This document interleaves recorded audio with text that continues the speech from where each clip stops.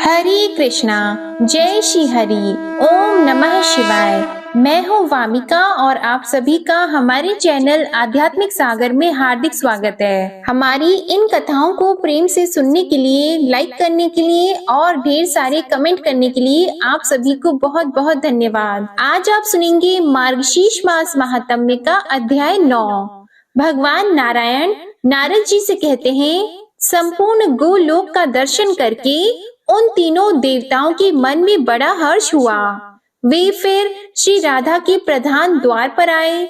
उस द्वार का निर्माण उत्तम रत्नों और मणियों से हुआ था। वहाँ 2 वेदिकाएं थीं। हल्दी के रंग की उत्तम मणि से, जिसमें हीरे का भी सम्मिश्रण था, बनाए गए श्रेष्ठ रत्न मणि निर्मित किवाड़ उस द्वार की शोभा बढ़ाते थे। देवताओं ने उसे देखा।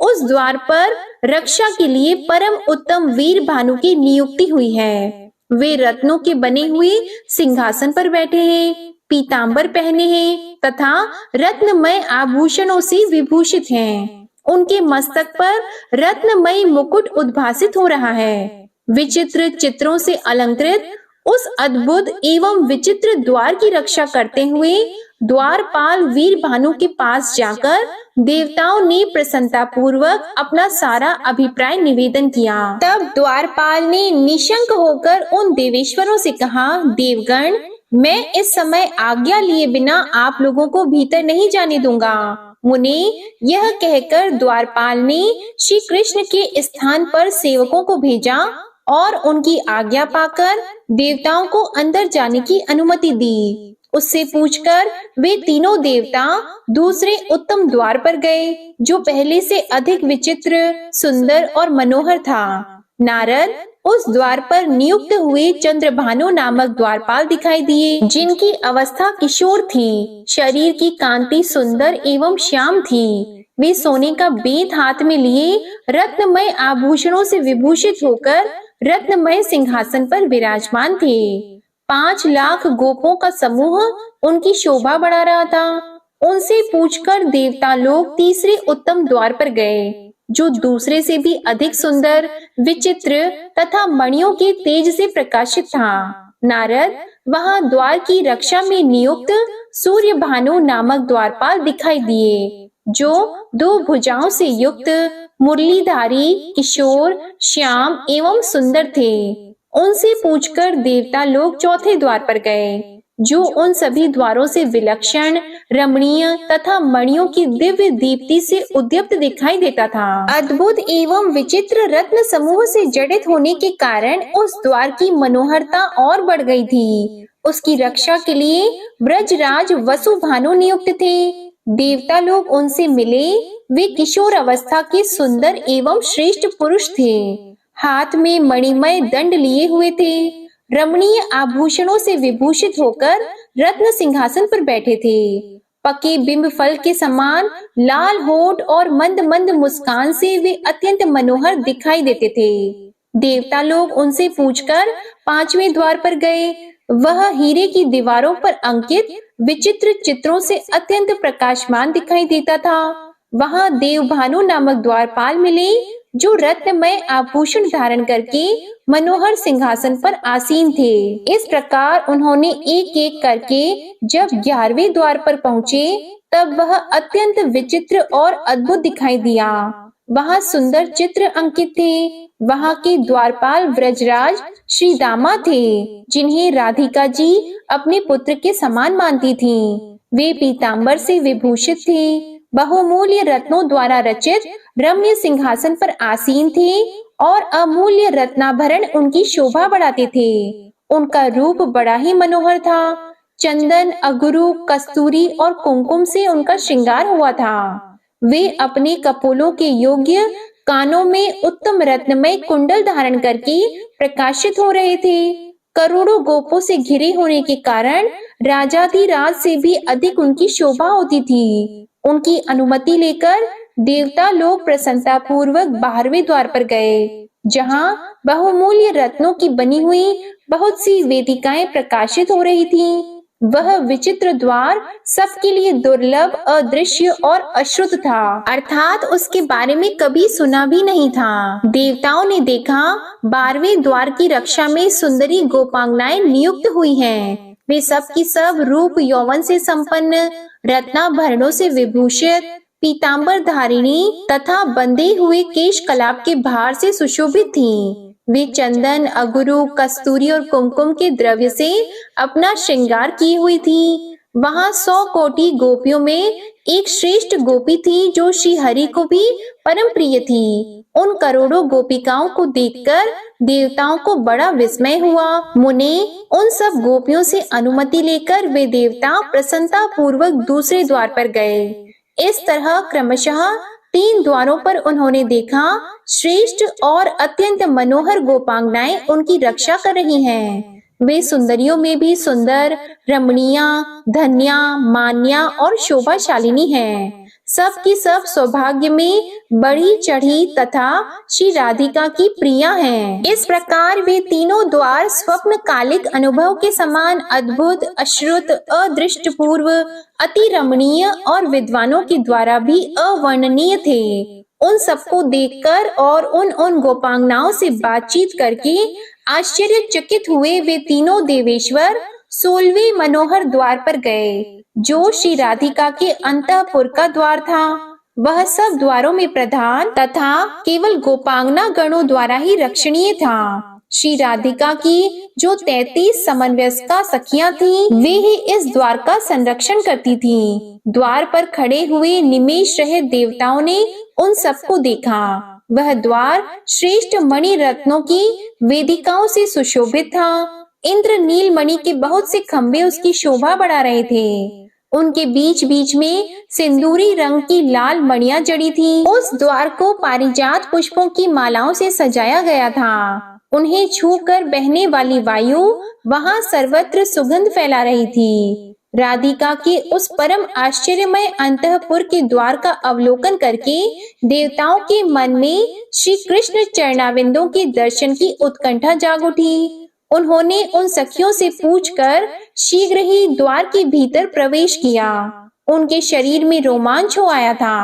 भक्ति के उद्वेग से उनकी आंखें भर आई थीं। उनके मुख और कंधे कुछ कुछ झुक गए थे। अब देवताओं ने श्री राधिका के उस श्रेष्ठ अंतःपुर को अत्यंत निकट से देखा। हे नारद, करोड़ों रत्नमय कलश तथा रत्न निर्मित पात्र वहां सजाकर रखे गए थे, जो बहुमूल्य होने के साथ ही बहुत सुंदर थे। उनसे उस दरबार की बड़ी शोभा हो रही थी। नाना प्रकार के वाद्यों की मधुर ध्वनि वहां गूंज रही थी। वीणा आदि के स्वर यंत्रों के साथ गोपियों का सुमधुर गीत सुनाई पड़ता था। ऐसे अंतःपुर को देखकर वे देवता विस्मय से विमुग्ध हो उठे। उन्होंने वहां मधुर गीत सुना और उत्तम नृत्य देखा। वे सब देवता वहां स्थिर भाव से खड़े हो गए। उन सबका मन ध्यान में लीन हो रहा था। उन देवेश्वरों को वहां रमणीय रत्न सिंहासन दिखाई दिया, जो 100 धनुष के बराबर बड़ा था। वह सब ओर से मंडलाकार दिखाई देता था। श्रेष्ठ रत्नों के बने हुए छोटे छोटे कलश समूह उसमें जुड़े हुए थे। करोड़ों सूर्यों के समान वह प्रकाशमान था। उस तेजः स्वरूप को देखकर वे देवता ध्यान मग्न हो गए तथा भक्ति भाव से मस्तक एवं कंधे झुकाकर बड़ी श्रद्धा के साथ उसको प्रणाम करने लगे। उस समय परमानंद की प्राप्ति से उनके नेत्रों में आंसू भर आए थे और सारे अंग पुलकित हो गए थे। वे ऐसे जान पड़ते थे मानो उनके अभीष्ट मनोरथ पूर्ण हो गए हों। उन तेजः स्वरूप परमेश्वर को नमस्कार करके वे तीनों देवेश्वर उठकर खड़े हो गए और उन्हीं का ध्यान करते हुए उस तेज के सामने गए।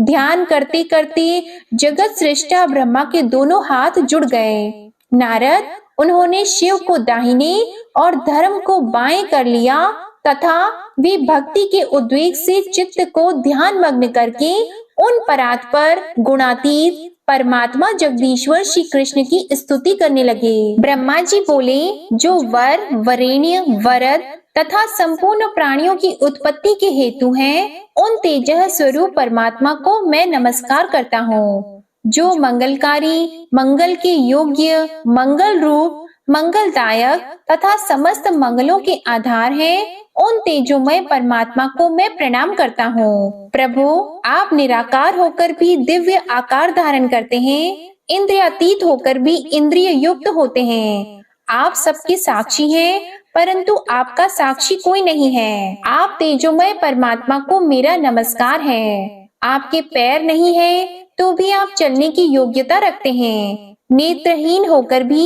सबको देखते हैं, हाथ और मुख से रहित होकर भी भोजन करते हैं।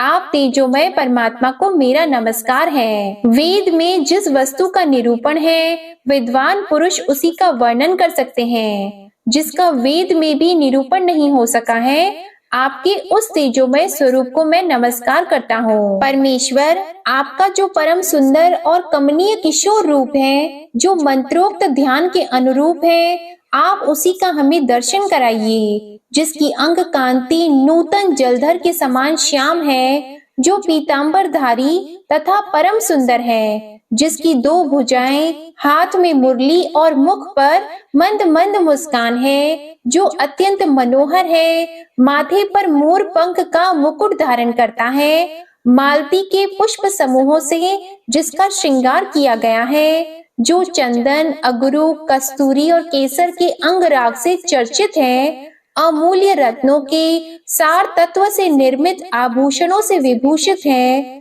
बहुमूल्य रत्नों के बने हुए किरीट मुकुट जिसके मस्तक को उद्भासित कर रहे हैं, जिसका मुख चंद्र शरद काल के प्रफुल्ल कमलों की शोभा को चुरा लेता है, जो पके बिंब फल के समान लाल होठों से सुशोभित है, परिपक्व अनार के बीज की भांति चमकीली दंत पंक्ति जिसके मुख की मनोरमता को बढ़ाती है, जो रास रस के लिए उत्सुक होकर केली कदम्ब के नीचे खड़ा है, गोपियों के मुखों की ओर देखता है तथा श्री राधा के वक्ष स्थल पर विराजित है।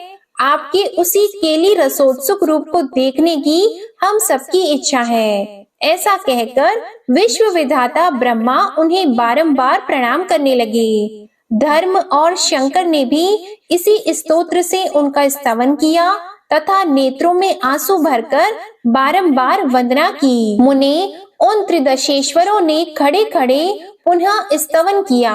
वे सब के सब वहां भगवान श्री कृष्ण के तेज से व्याप्त हो रहे थे। धर्म, शिव और ब्रह्मा जी के द्वारा किए गए इस स्तव राज को जो प्रतिदिन श्री हरि के पूजा काल में भक्ति पूर्वक पढ़ता है, वह उनकी अत्यंत दुर्लभ और दृढ़ भक्ति प्राप्त कर लेता है।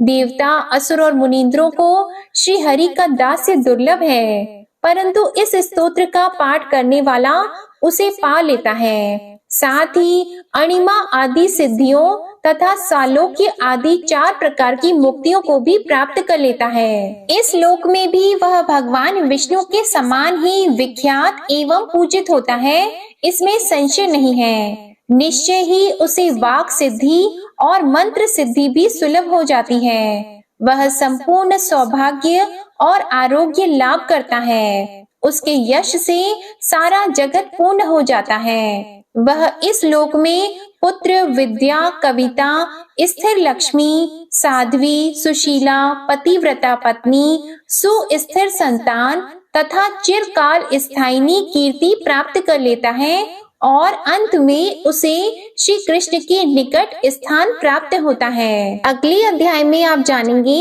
कि किस प्रकार भगवान ने देवताओं को अपने उस रूप का दर्शन दिया जिस रूप की प्राप्ति के लिए, जिस रूप की इच्छा के लिए देवताओं ने उनकी स्तुति की थी। अब सुनिए श्री कृष्ण चालीसा पाठ। बंशी शोभित कर मधुर, नील जलद तन श्याम, अरुण अधर जनुबिंब फल, नयन कमल अभिराम, पूर्ण इंद्र अरविंद मुख, पीतांबर शुभ साज, जय मनमोहन मदन छवि, कृष्ण चंद्र महाराज।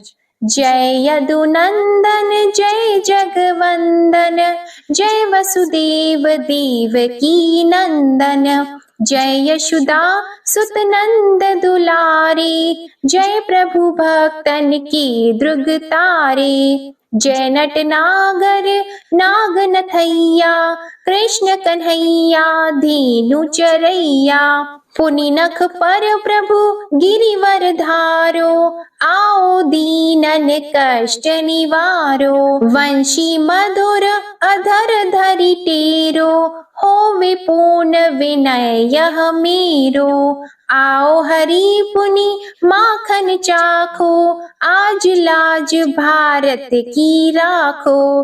गोल कपोल चिबुक अरुणारी, मृदु मुस्कान मोहिनी डारी। राजित राजीव नयन विशाला, मोर मुकुट वैजंती माला। कुंडल श्रवण पीत पट आछी, कटी किंकिणी काचनि काछी। नील जलज सुंदर तनु सोहे, छवि लखी सुर नर मुनि मन मोहे। मस्तक तिलक अलक घुंघराले, आओ कृष्ण बांसुरी वाले। करि पय पान पुत नहीं तारियो, अका बका का गासुर मारियो। मधुवन जलत अगिन तब ज्वाला, भय शीतल लखतहि नंद लाला। सुरपति जब ब्रज चढ़्यो साई, मूसर धार वारी वर्षाई। लगत लगत व्रज चहन बहायो, गोवर्धन नख धारी बचायो। लखी यशोदा मन भ्रम अधिकाई, मुख मंद 14 भुवन दिखाई। दुष्ट कंस अति उधम मचायो, कोटि कमल जब फूल मंगायो। नाथी कली यहीं तब तुम लीन है, चरण चिन्ह दे निर्भय कीन है। करि गोपिन संग रास विलासा, सबकी पूर्ण करि अभिलाषा। केतिक महा असुर संहार्यो, कंसहि केस पकड़ी दे मारियो। मात पिता की बंदी छुड़ाई, उग्रसेन कह राज दिलाई। महिषी मृतक छहो सुत लायो, मातु देव की शोक मिटायो। भौमासुर मुर दैत्य सहारी, लाए 68 सहस कुमारी। देवी मही तृण चीर सहारा, जरा सिंधु राक्षस कहि मारा। असुर बकासुर आदिक मारियो, भक्तन के तब कष्ट निवार्यो। दीन सुदामा की दुख टारियो, तंदुल 3 मूठ मुख डारियो। श्री कृष्ण चालीसा समाप्त होती है। प्रेम से बोलिए भगवान श्री कृष्ण की जय। उम्मीद करती हूँ हर बार की तरह आपको आज की कथा और ये चालीसा पसंद आई होगी। अगर पसंद आए तो वीडियो को लाइक करना मत भूलिएगा और चैनल को भी सब्सक्राइब करिएगा। साथ ही कमेंट में भगवान श्री कृष्ण की जय जरूर लिखिएगा। इसी के साथ आज आप हमारे चैनल पर रविवार की व्रत कथा भी जरूर सुनिएगा। जय श्री राधे कृष्णा।